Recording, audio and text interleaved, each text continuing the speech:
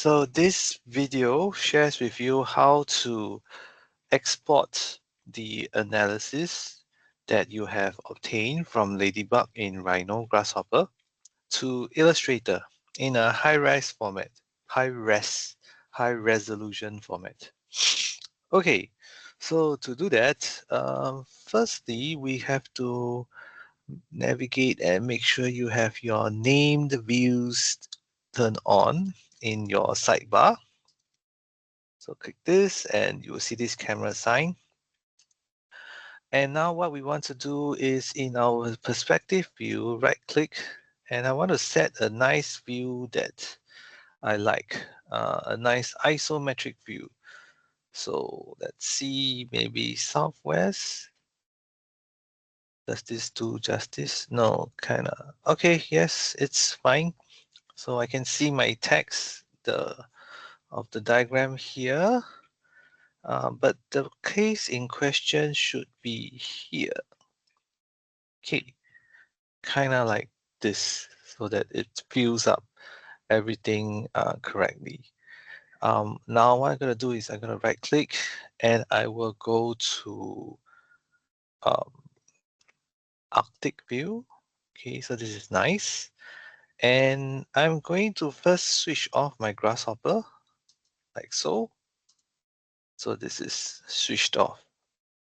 Okay. And I would also like to maybe not see my top contour lines, and also maybe not my railways, the outlines also.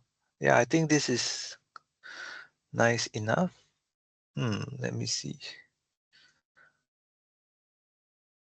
I think this still gives it a little bit more context. So I'll just leave this here for now. But maybe I can just tone this down by making it a lighter color. Yes. Okay, now this looks nicer. Okay, with this in mind, what we're going to do is we are going to go back to this particular named views, and I will save this view. And I'll just call this like my southwest exo. Okay. And with this, I'm going to right click. I will capture this to a file. Okay. And I'm going to make sure this is under transparent background because I don't want to see anything else other than my site context. And now I'll just click OK. And I can put it in my desktop, and I'm just going to call this like my base model save. Okay. So if you recall from the earlier videos, what I've done is that I have duplicated them and moved them. I baked them and I moved them in 5,000 increments. So I can now take all of them and I can move them backwards to minus 5,000. And you can already see here, this is in this view, right where it was supposed to be. Okay. And now what I can do is I will take all of this drawing here, go back out, and now I can go back and type make 2D. So what this does is that it creates a two-dimensional representation of this three-dimensional view that we have. And the settings should be switch off your hidden lines. You can keep the input object, and you can even select maintain the source layers. Okay, so that everything is well organized into its original layers, and also again group output so it's easier to manipulate. Once you have done this, you just click OK, and you will have your 2D diagram here. I'm just going to move it away up over to here. And we can rinse and repeat. So the cool thing about having these name views is, say for example, now you got distracted, you rotated it away. Not to worry, if you just double click here, it will go back to that exact same view. Okay, so now we have this, which is for January the 1st. I'm going to take all of this, move this, another minus 5,000, and this will be for June. Okay, then I will double click over here, select everything, make 2D, again, okay. Once it's done, it will appear in the top view. Okay, so now we have both of these drawings, nice drawings, and everything should be in their original layers. Yes, so everything is nicely into their own Make 2D layers. And all I have to do now is I have to select them. And I can export selected and export them as an Illustrator file. Okay, and I can call this my analysis for Jan and June.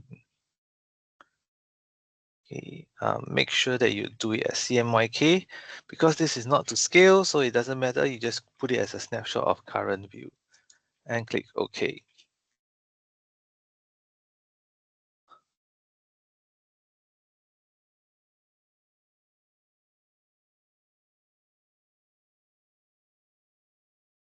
Okay, so I will just put this into my desktop. Let's just cancel. Okay, just ignore this.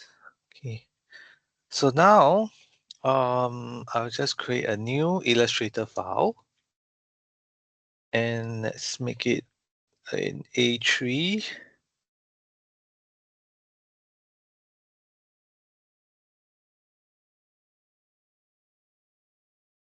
So make it into millimeters. So the height should be, oops, the width should be 297 and the height will be 420. It's like a portrait size A3. I don't have to make it so high. I'll just put it at medium and create. Okay, so this is my A3. And what I will do now is I will just create a new layer. I'll just call this my base model image layer, right? And I can go file and place where I had my base model image. Place it here. Okay, so this is my diagram earlier on. Okay, and then somehow it took in the shadows here, but I think this is fine. I can live with that. If you don't like it, you can also crop it later on in Illustrator. Sorry, in Photoshop. I'm also going to create another layer in Illustrator, and I will place as well the Illustrator file that we have exported from. Okay, that's kind of wonky because it's done by Rhino, but if you open it first in Illustrator, and then you can, yes, you can update this, then it should be fine. See? So this is nice and neat. So, and they're all in their particular layers. So you can select here and you can change. This would be like this diagrams over here, right? I can also select everything and choose my properties, make their stroke super thin, 0.05. Yes, so that's nice. And Yeah, this text can also be edited. So for example, here instead of city June, I'll just double click and then I'll change this to, if I'm not wrong, the first one was January and the second one was June. So this is June. And then this one I will change. Oops. Hello. Okay. Double click here and call this Jan. Brilliant. Okay. So once this is done, I can just save this.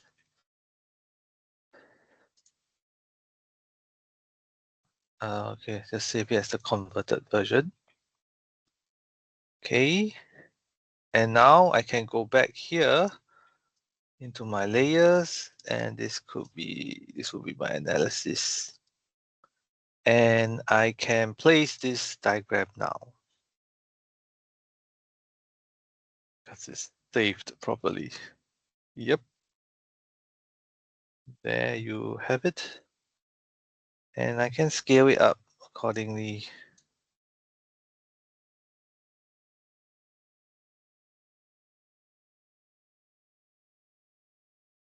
Okay.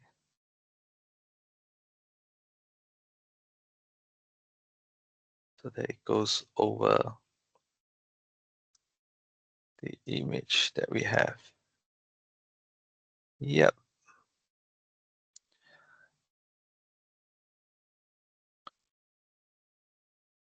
Okay. So kind of something like that. Maybe I'll just make it slightly smaller. Oops. And I'll just go over here. Yes, nice. And I can go to my base model and now move my base. Oops. I'll just lock this first. Then I'll move my base model to here. Right, something like this. I can even shrink it so that it fits better. Yeah. And I can, of course, now duplicate this by holding on to alternate and shift to lock it in the same position. And yes. And because I've put it in my analysis over here and it's a placed file, I can always go back to here and I can change the different settings. So for example, let's see what this layer is. This is in this layer. By clicking on the layer on the object, you will automatically go to the layer. See here? So this is my sun paths, right? I can select everything in this layer and I can change the properties to say I want to stroke it to a different color, like orange. Okay. And then I want to go back to layers. I select the sun now. So it's this layer. Click here and go to properties. I want to have a fill in also now, orange. And the stroke should also be orange, I guess. Let's try. Yeah, makes it look nicer. Yes. Okay. And once I'm happy with this, I can just save this.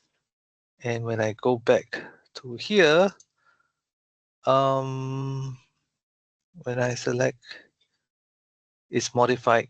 So you can update them. So you just click yes, it will auto detect. And yep, there you have it. Very good. Quick way to customize and have high res diagrams. I'm not going to repeat the same thing for here. You should already know the drift. But one last thing that I want to share is for grasshopper, the definition over here. If you want to represent this nicely, you can do that too.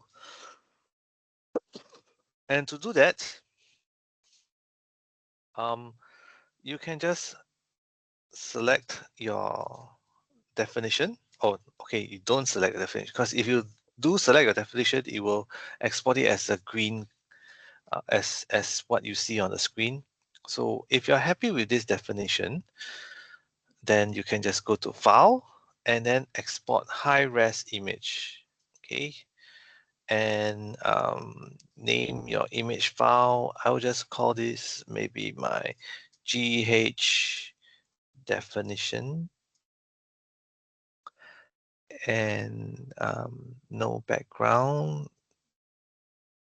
So make sure it's a PNG, and now you just click on OK. Okay, done. So go back to Illustrator, zoom out, and I can file and place this PNG file. Place this. Oh, I should have created a new layer. Let's just create a new layer for this. This one should be called, so double click to rename my GH definition. Okay, and now I can place it. So you can see it's quite a high-res image, which now you can, I'm just gonna lock the rest. Oops.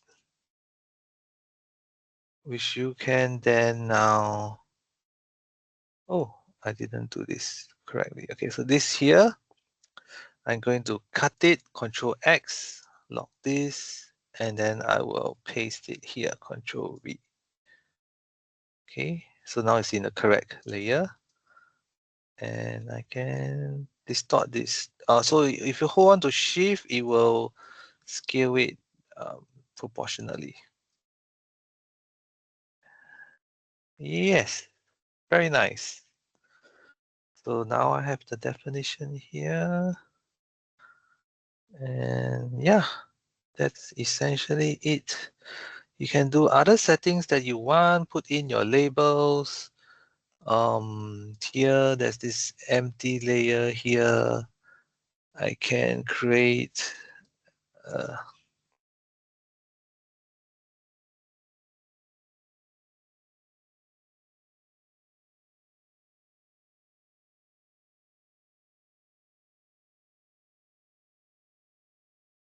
new background here.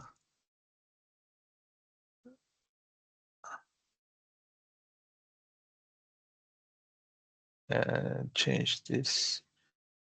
I don't want to. Okay, change this color to like a nice beigeish color. Okay, you can also add gradients if you want. So, but this is what I want. Oh, it's a rounded one. So just gonna delete this. Let's make this into without the beveled corners. And just create this. Yeah. Yes. Now it looks much better. Very nice. Okay. And yeah, then you can create your own. So this is the background. You can create your new layers, and then you can label this accordingly. Labels. Okay, lock this, and create text. So this is done path analysis Hong Kong.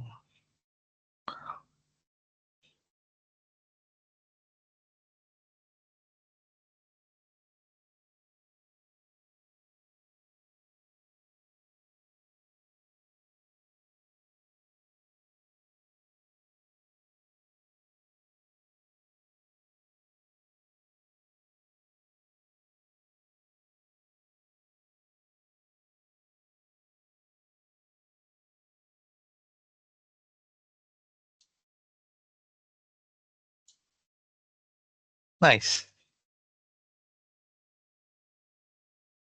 Can always change this with properties. So I can change this to like a nice deeper color. Change the font.